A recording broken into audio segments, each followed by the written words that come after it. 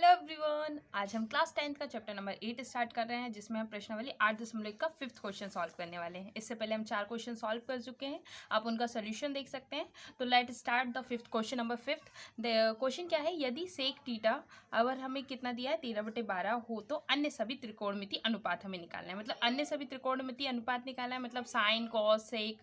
सेक तो हमें दिया हुआ है, टेन कॉसेक कोट, हमें ये सारी भुजाएं निकालनी है। ठीक है, हम अब हमें दिया क्या है, अब हमको दिया हुआ है कि सेक थीटा कितना दिया है 13/12। अब हमें पहले से पता है कि सेक थीटा होता क्या है, कर्ण बटे संलग्न भुजा।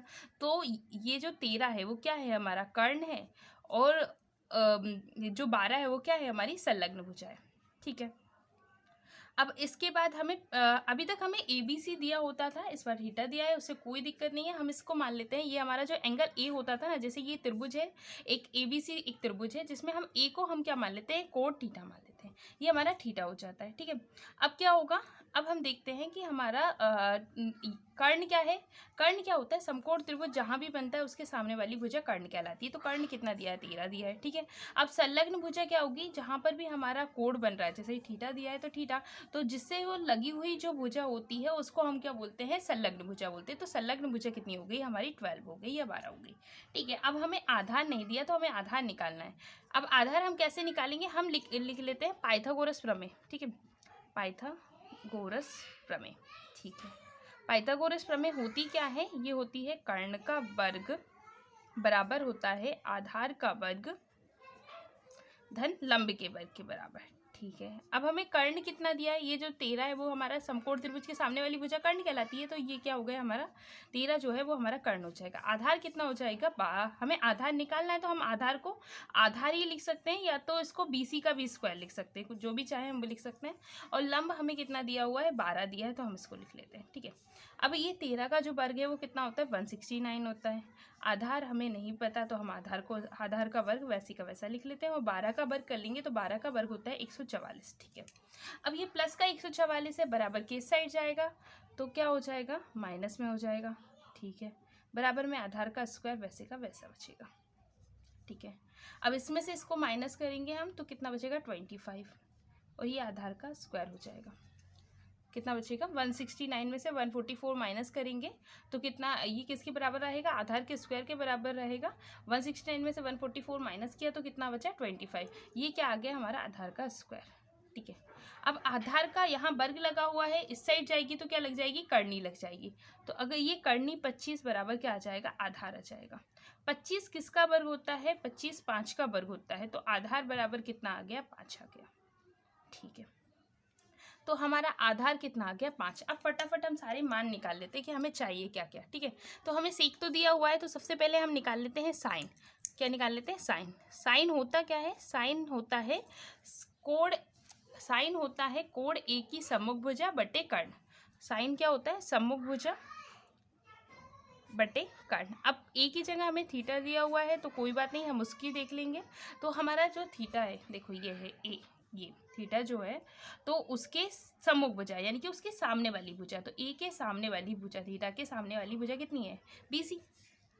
तो ये हो जाएगा BC बटे में क्या होगा, कर्ण। कर्ण क्या हो जाएगा, AC।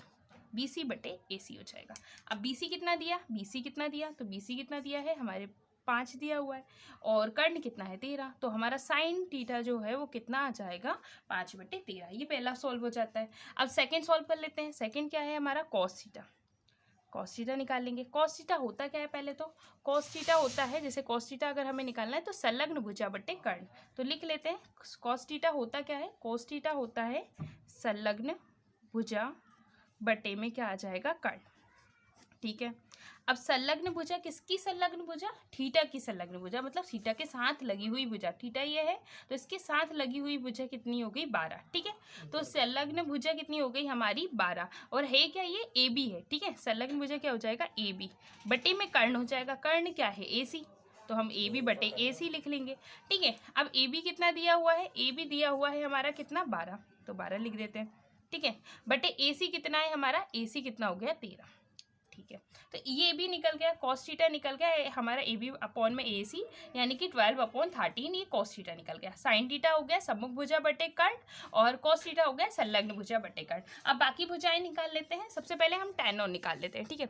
tan होता क्या है, tan थीटा होता है हमारा, tan थीटा होता है क्या, तो tan थीटा हम कैसे निकालते हैं, tan थीटा होता है सम्मुख भुजा बटे संलग्न भुजा, सम्मुख भुजा और उसके बटे में क्या आती है, संलग्न भुजा, ठीक है।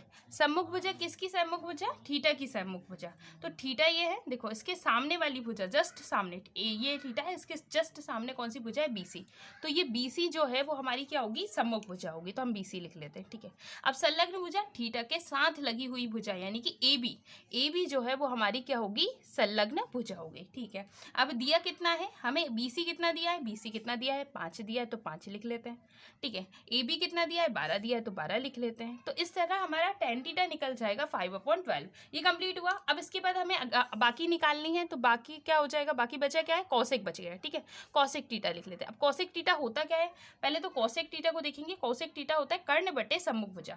देखिए साइन का उल्टा कॉसेक होता है, कोस का उल्टा सेक होता है, और tan का उल्टा कोट होता है। तो जैसे हमने साइन निकाला था उसी का जस्ट उल्टा कर देंगे तो हमें कॉसेक मिल जाएगा। यानी कि साइन क्या होता था, साइन होता था सम्मुख भुजा बटे कर्ण, उसका जस्ट अपोजिट जो होता है वो कॉसेक होता है, यानी कि कर्ण बटे में क्या आ जाता है, सम्मुख भुजा, ठीक है। लिख लेते हैं cos थीटा होता क्या है, कर्ण और उसके अपॉन में यानी कि बटे में क्या आ जाएगा, सम्मुख भुजा, ठीक है।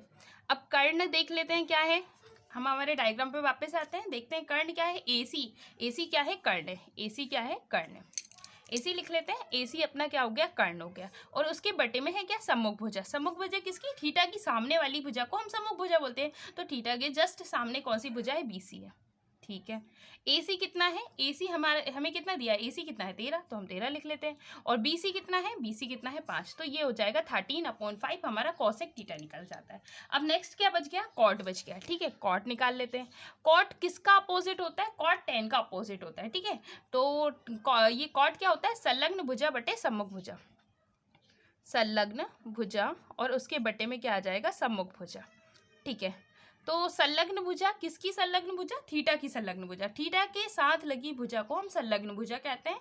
तो थीटा के साथ लगी भुजा कौन सी होगी, ए बी, ठीक है। बटे में सम्मुख भुजा, थीटा के जस्ट सामने वाली भुजा, सम्मुख भुजा सम्मुख का मतलब होता है सामने, तो ए के सामने वाली भुजा, थीटा के सामने वाली भुजा को हम क्या बोलते हैं, बीसी।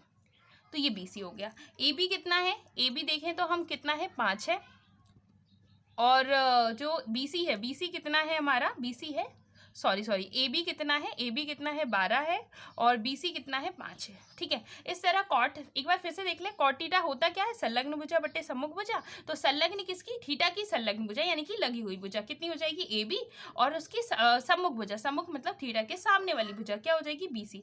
तो ए बी क्या हो गई, संलग्न भुजा, कितना दिया हुआ है ए बी, हमें 12 दिया तो हमने 12 लिख लिया। सम्मुख मतलब जस्ट अपोजिट साइड जो हो जाएगी, ए के सामने वाली जो साइड होती है, तो ये क्या हो जाएगी, बी सी हो जाएगी, ठीक है। ए बी कितना दिया था 12, बीसी कितना दिया था 5। इस तरह हमने सारे मान हमारे निकाल लिए, ठीक है। जितने भी त्रिकोणमिति अनुपात होते हैं वो सारे हमने परिकलित कर लिए, यानी कि ज्ञात कर लिए।